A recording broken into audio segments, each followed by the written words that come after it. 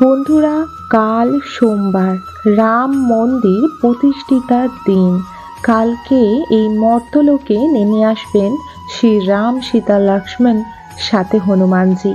এই কলিযুগে আমরা এমন সময় বসবাস করছি যে নিজেকে সকলেই ভাগ্যবান মনে মানা করা হয় বা মান্য করতে হয়।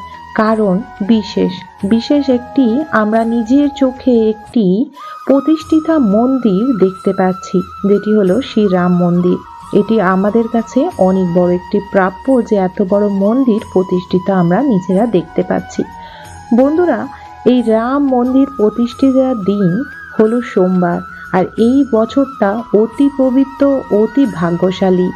বলা হয় রাম মন্দির প্রতিষ্ঠিতা করবেন সোমবার, কিন্তু মোদিজি আমাদের প্রধানমন্ত্রী বলেছেন সোমবার রাম যে প্রতিষ্ঠিতা হবে তার জন্য যেন একটি রাম প্রজ্বলিত করতে পারি, প্রদীপ, রাম প্রদীপ প্রজ্বলিত করতে পারি, যে জ্যোতিটি অখণ্ড হবে। মানে আমরা এই প্রদীপটি কখন প্রজ্বলিত করব, আর এই প্রদীপটা কতক্ষণ জ্বলবে, কিভাবে প্রজ্বলিত করব, তার মন্ত্র কি হবে, এবং এটি প্রজ্বলিত করলে আমাদের জীবনে কি সুখ শান্তি সমৃদ্ধি থাকবে, আমরা কতটা পুণ্য অর্জন করতে পারবো, সবটি বলবো। বন্ধুরা, পুরো ভিডিওটি সম্পূর্ণরূপে দেখুন। ভিডিও তথ্যটি যদি ভালো লাগে অবশ্যই একটি লাইক কমেন্ট করুন। চ্যানেলটিকে অবশ্যই সাবস্ক্রাইব করুন। ডেলি আপকামিং পূজা পাঠ, তন্ত্রকথা, জ্যোতিষশাস্ত্র, বাস্তু টিপস, টোটকা উপায় দেখার জন্য অবশ্যই কমেন্ট বক্সে জয় শ্রী রাম লিখতে ভুলবেন না। বন্ধুরা, রামজির মন্দির প্রতিষ্ঠিতা হচ্ছে সোমবার, আর 2024 অতি একটি পবিত্র সাল বলেই ইতিহাসে গণিত হবে। কারণ এই দিন না রাম মন্দির সনাতন ধর্মের একটি বিশেষ মন্দির প্রতিষ্ঠিতা হচ্ছে।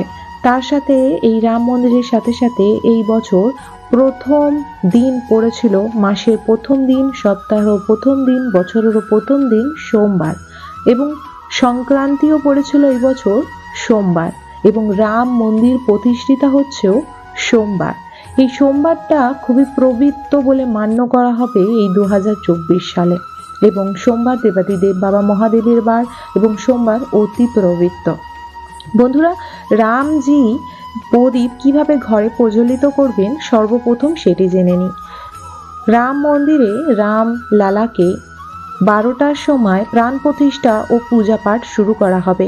তাই ঠিক 12টার সময় আপনারা রামজির যে বিশেষ প্রদীপটি সেটি প্রজ্বলিত করতে পারেন। আপনারা সকাল সকাল স্নান করে পূজাও দিয়ে দিতে পারেন, এবং 12টার সময় আপনারা এই অখণ্ড যে প্রদীপটি, যেটি অখণ্ড চলবে, মানে ধরুন 12টা থেকে পরের দিন অবধি আপনার এই প্রদীপটি জ্বলবে, ঠিক সেইভাবে আপনাকে প্রদীপটি তৈরি করে নিতে হবে। প্রদীপটি কিভাবে তৈরি করবেন সেটি বলে দেব। তার আগে আমি আপনাদের বলবো কি কি কাজ এই দিন আপনি করবেন না। সোমবার 22শে জানুয়ারি আপনারা সকালে খুব তাড়াতাড়ি ঘুম থেকে উঠে পড়বেন। স্নান আদি সেরে নিয়ে বিছানা ত্যাগ করে এই দিন আপনারা ঘরের বাসি কাজ তাড়াতাড়ি সেরে নেবেন। তাড়াতাড়ি করে আপনাদের সদর দরজায় খুব ভালোভাবে জল দিয়ে ধুয়ে পরিষ্কার করে নেবেন। এই দিন মর্তলোকে নেমে আসেন শ্রী রাম, সীতা, লক্ষ্মণ সহিত হনুমানজি।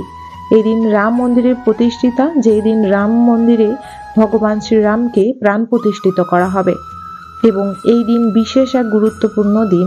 তাই এই দিন প্রতি সনাতন ধর্মের ব্যক্তিদের উচিত নিজের ঘর বাড়ি পরিষ্কার করে, এবং তা আপনারা সুন্দরভাবে এই পুজোটি মানান। বলা হয় এই পুজোর যে রামজ্যোতি প্রজ্বলিত করতে হবে সেটি কিভাবে, তো সেটি সর্বপ্রথম আপনাকে একটি প্রদীপ নিতে হবে, সেটি মাটির হোক বা কোনো ধাতুর।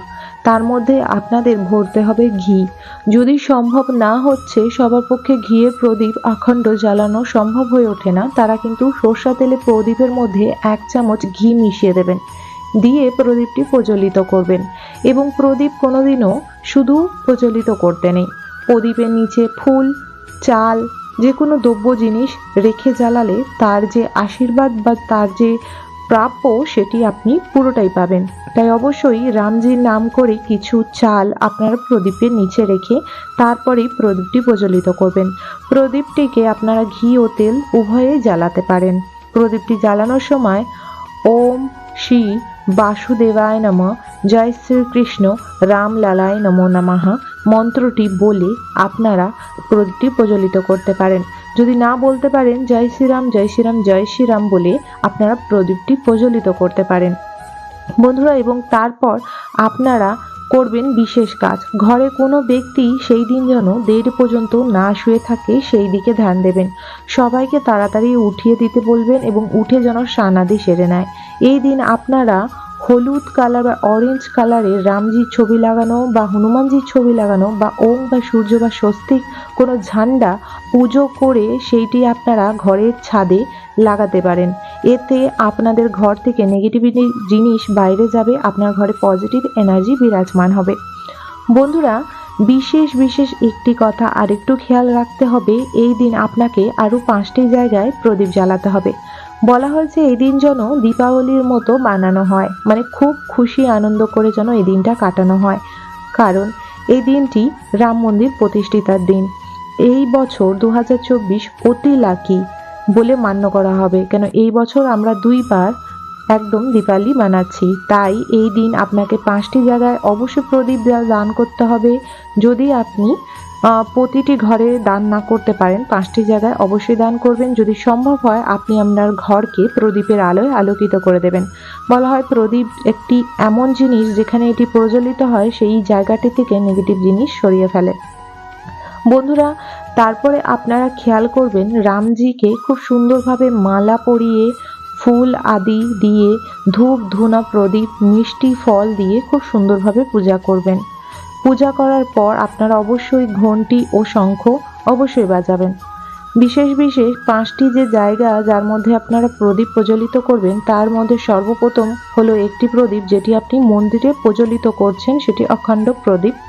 এবং সেই জ্যোতিটির পর আপনি একটি জ্বালাবেন আপনার সদর দরজায়, একটি দেবেন তুলসী তলায়, একটি দেবেন রান্নাঘরে, হলো টোটাল আপনার 4টি। আর একটি আপনি আপনার বাড়ির ছাদে দিয়ে আসবেন। এতে খুবই পূর্ণ অর্জন হয়। দীপদান, জলদান, ফলদান এগুলি অনেক বড় একটি দানের মধ্যে পড়ে, যেটি ভাগ্যকে উন্নতির দিকে নিয়ে চলে এবং জীবনে থাকা সর্বকষ্ট দুঃখ দূর হয়। বন্ধুরা, এই দিন অবশ্যই স্নান করে সূর্যদেবকে জল অর্পণ করবেন। স্বচ্ছ জল ওনাকে দিতে নেই, তাই জলের মধ্যে অবশ্যই গুড়, লাল চন্দন, একটি লাল ফুল, দূর্বা ও একটি বা 9টি বা কিছু চাল এর মধ্যে অবশ্যই দেবেন, যেটি হলো গোবিন্দভোগ বা আতপ চাল। এবং তারপরে ধূপ ও দীপ দিয়ে সূর্যদেবকে নমস্কার করবেন। বন্ধুরা, কারণ যে শ্রীকৃষ্ণ ওনার কিন্তু জন্ম হয়েছিল বিশেষ সূর্য বংশে বা সূর্যা বংশে, তাই ওনাকে কিন্তু সূর্যদেবের বংশে জন্ম হয়েছিল বলে অবশ্যই সূর্যদেবকে কিন্তু জল অর্ঘ্য দিতে হবে এবং ওনাকেও একটি প্রদীপ সকালে ঘিয়ের দান করবেন। এই দিন যদি বাড়ির আশেপাশে হনুমানজি বা রামের মন্দির থাকে, এই দিন অবশ্যই সেই মন্দিরে যান, গিয়ে পুজো করুন। বিশেষ করে এই দিন হনুমানজিকে আপনারা তুলসীপত্র, লাড্ডু, ঘিয়ের একটি প্রদীপ এবং অবশ্যই কিছু আপনারা কলা বা নারকেল দান দিতে পারেন। বন্ধুরা, পুজো করার পর আপনারা গরিবদের কিছু দান করতে পারেন। এই দিন যখন আপনারা রাম সীতাকে পূজা করবেন, এটি যেন রাম দরবারের পূজা হয়, তার মধ্যে রাম, সীতা, লক্ষ্মণ এবং সাথে যেন হনুমানজি থাকে এমন একটি ছবিতে পুজো করবেন। এবং সেই সময় মাতা সীতাকে সিঁদুর অবশ্যই অর্পণ করবেন।